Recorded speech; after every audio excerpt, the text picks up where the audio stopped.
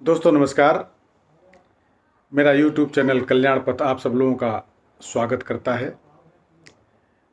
दोस्तों आज मैं आप लोगों के समक्ष एक बहुत ही दिलचस्प कहानी लेके आया हूँ जिसका शीर्षक है अपने पराये। कहानी इस तरह से है। फ़ोन की घंटी तो सुनी मगर आलस की वजह से रजाई में ही लेटी रही। उसके पति राहुल को आखिर उठना ही पड़ा। दूसरे कमरे में पड़े फ़ोन की घंटी बजती ही जा रही थी। इतनी सुबह कौन हो सकता है जो सोने भी नहीं देता। इसी चिड़चिड़ाहट में उसने फ़ोन उठाया। हेलो कौन? तभी दूसरी तरफ से आवाज़ सुन सारी नींद खुल गई। नमस्ते पापा। बेटा बहुत दिनों से तुम्हें मिले नहीं, सो हम दोनों 11 बजे की गाड़ी से आ रहे हैं। दोपहर का खाना साथ में खाकर हम 4 बजे की गाड़ी से वापस लौट जाएंगे, ठीक है? हाँ पापा, मैं स्टेशन पर आपको लेने आ जाऊंगा। फ़ोन रखकर वापस कमरे में आकर उसने रचना को बताया कि मम्मी पापा 11 बजे की गाड़ी से आ रहे हैं और दोपहर का खाना हमारे साथ ही खाएंगे। रजाई में घुसी रचना का पारा एकदम 7वें आसमान पर चढ़ गया। कोई इतवार को भी सोने नहीं देता। अब सबके लिए खाना बनाओ, पूरी नौकरानी बना दिया है। गुस्से से उठी और बाथरूम में घुस गई। राहुल हक्का बक्का हो उसे देखता ही रह गया। जब वो बाहर आई तो राहुल ने पूछा, क्या बनाओगी?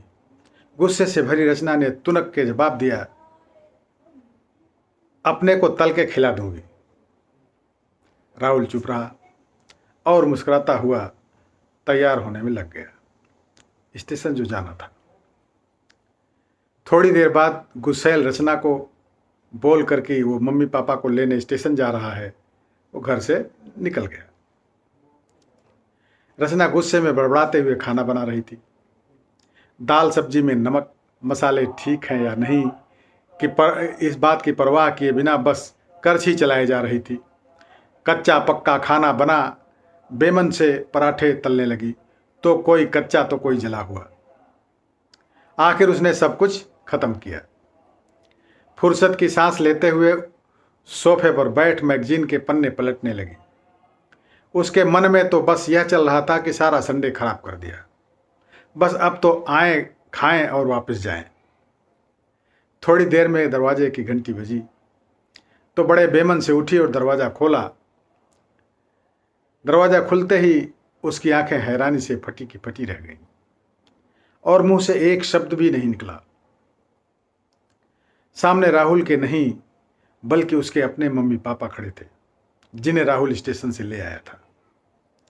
मम्मी ने आगे बढ़कर उसे झिझोड़ा, अरे क्या हुआ? इतनी हैरान परेशान क्यों लग रही है? क्या राहुल ने बताया नहीं कि हम आ रहे हैं? जैसे मानो रचना के नींद टूटी हो।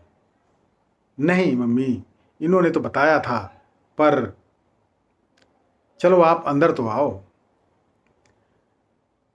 राहुल तो अपनी मुस्कुराहट रोक नहीं पा रहा था। कुछ देर इधर उधर की बातें करने में बीत गया।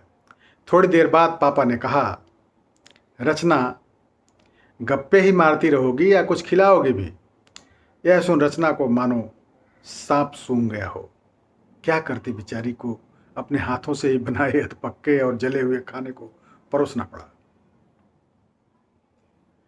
मम्मी पापा खाना तो खा रहे थे मगर उनकी आंखों में एक प्रश्न था जिसका वो जवाब ढूंढ रहे थे। आखिर इतना स्वादिष्ट खाना बनाने वाली उनकी बेटी आज उन्हें कैसा खाना खिला रही है? रचना बस मुंह नीचे किए बैठी खाना खा रही थी। मम्मी पापा से आंख मिलाने की उसकी हिम्मत नहीं हो पा रही थी। खाना खत्म करके सब ड्राइंग रूम में आ बैठे। राहुल कुछ काम है, अभी आता हूं कहकर थोड़ी देर के लिए बाहर निकल गया। राहुल के जाते ही मम्मी, जो बहुत देर से चुप बैठी पड़ी थी, बोल पड़ी, क्या राहुल ने बताया नहीं था कि हम आ रहे हैं? तो अचानक रचना के मुंह से निकल गया, उसने सिर्फ यह कहा था कि मम्मी पापा लंच पर आ रहे हैं। मैं समझी उसके मम्मी पापा आ रहे हैं। फिर क्या था, अर्चना की मम्मी को समझते देर नहीं लगी कि मामला क्या है।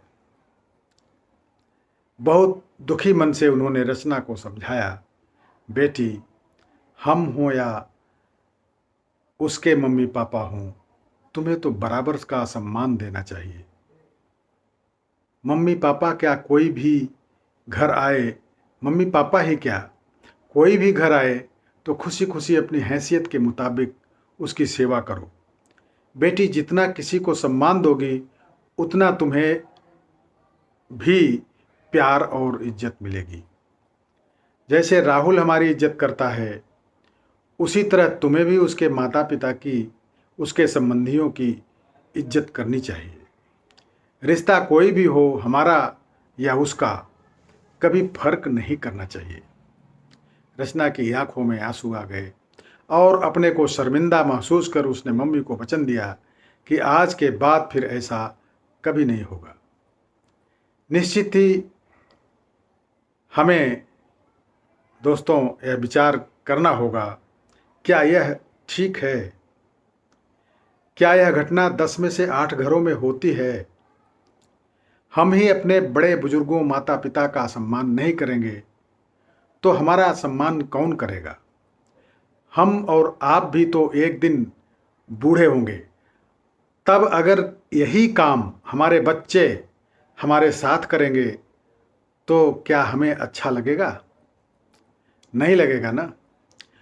तो दोस्तों, आओ हम सब मिलकर समाज, राष्ट्र, देश ही नहीं पूरी दुनिया को एक नई दिशा दें, जो कि हमारी संस्कृति है। अपने पराये का भेदभाव मिटा करके हम अतिथि देवो भव की भावना से अतिथि सत्कार में जुट जाएं। दोस्तों, कहानी कैसी लगी कमेंट्स में अवश्य लिखिएगा और अपने यारों, मित्रों, दोस्तों को शेयर अवश्य कीजिएगा। बहुत बहुत धन्यवाद।